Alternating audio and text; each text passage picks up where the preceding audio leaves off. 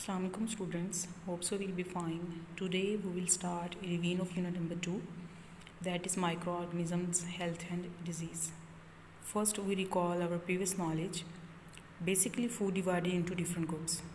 For example, proteins, carbohydrates, fats, vitamins and minerals. And these all foods are required by our body and needed for the proper functioning. A balanced diet keeps us healthy. Why? Because balanced diet contains appropriate and proper amount of the or quantity of the each food group. Good eating habits help the digestive system, means our stomach and our intestines, to work well. After the revision of this chapter, we will learn that balanced diet is necessary for good health. There are ways to preserve food to keep it free from germs. There are many ways of keeping healthy. Some diseases are caused by microorganisms. Some microorganisms are useful to us, and diseases are spread in a number of ways but can also be controlled. Foods basically contain different types of substances that are required to our body for different functioning, for different purpose. For example, if we talk about proteins contain such type of substances that build our muscles and tissues. Some food are better than other. How? Because some food type contain more nutrition value than the other. For example, if we talk about fat and carbohydrates, fat contains higher energy value than the carbohydrates. This means they contain more substances that the body can use. Did you know that food can also be bad for you? Eating too much of one kind of food can be bad for you. Eating too little sum of foods can also be bad for you. For example, eating too little of some food causing deficiency of this type of food, and this deficiency may lead towards the disease. For example, deficiency of vitamin C that present in the citrus fruit, for example lemon, may lead towards the bleeding gums. Now we will revise concept check on page number 11. What do these food items contain? Unscramble the letters to find the proteins. Basically, these type of food, for example egg, fish and red meat, contains protein, and they build up our muscles and tissues without making us fat. And this type of food, for example potato, bread and sugar, contain carbohydrates, fibers and a little protein. They give us energy. And our daily life food or intake majority contain carbohydrates. Carbohydrates basically present large quantity of in our daily life food. Vitamins are present in food, fruit, vegetable, fish and milk, and also some minerals and fibers are present. Basically vitamins, minerals and fibers keep us healthy, and they keep healthy our stomach, digestive system. We'll move towards the next topic, that is microorganisms. What is microorganisms?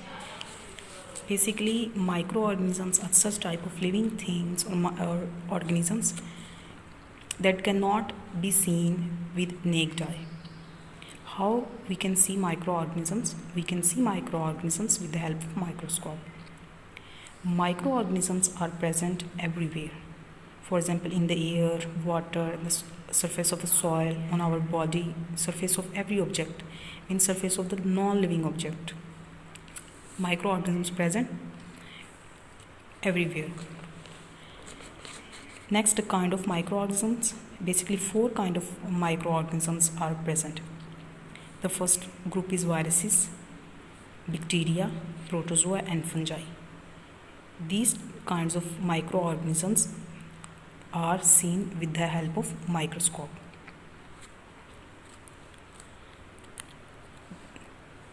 Basically this is the organization of the living organisms. For example, living organisms may be unicellular or may be multicellular. The unicellular organisms body contain only one cell. Only one cell form the body of the unicellular organisms. For example, virus, bacteria. Multicellular organisms body contain billions of cells. For example, if we talk about the human and plant bodies form trillions of billions of cells, and that's why this type of living organisms are known as the multicellular organisms. Here we discuss about the microbiology and microbiologist. What is microbiology?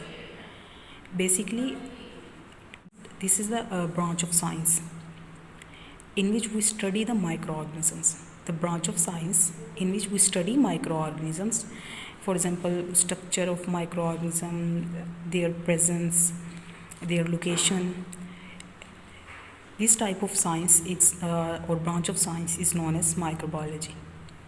And the scientist or person that deals with the microorganisms or microbiology are known as the microbiologist.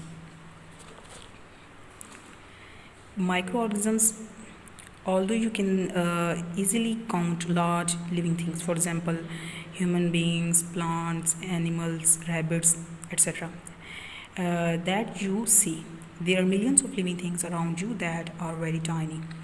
We call these tiny organisms microorganisms because we need a powerful microscope to see them. Microorganisms are found all over the world, in the air, in water, in soil, in our body, and on the surface of every object, non-living object. In everyday language, people use the word germ when they talk about the harmful microorganism. Next kind of microorganisms, basically there are four main kind of microorganisms. These are viruses, bacteria, protozoa, and fungi or fungi. They affect the body in different ways. Here some information are given.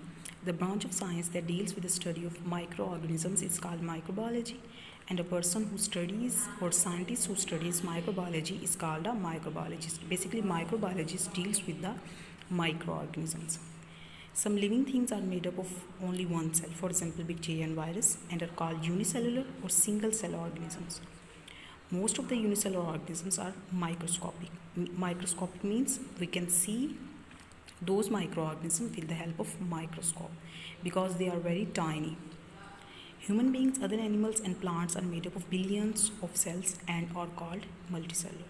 Students, now we will discuss the exercise question that is related to this topic. Question number 7, part 3. What are the main kinds of microorganisms? And the answer is that on page number 12, there are 4 main kinds of microorganisms. These are viruses, bacteria, protozoa, and fungi. Now we'll move towards the next part of question number 7, that is 6. Define the following terms. First one is microorganism and second one is microscopic. Basically, microorganisms are such type of organisms which cannot be seen with naked eye, and these type of organisms are called microorganisms. Next, microscopic. Basically, microscopic means so small as to be visible only with the microscope. That's why microorganisms also known as microscopic organisms. Okay students, hope so you will be understand and explain the term microorganism by yourself. Thank you for listening.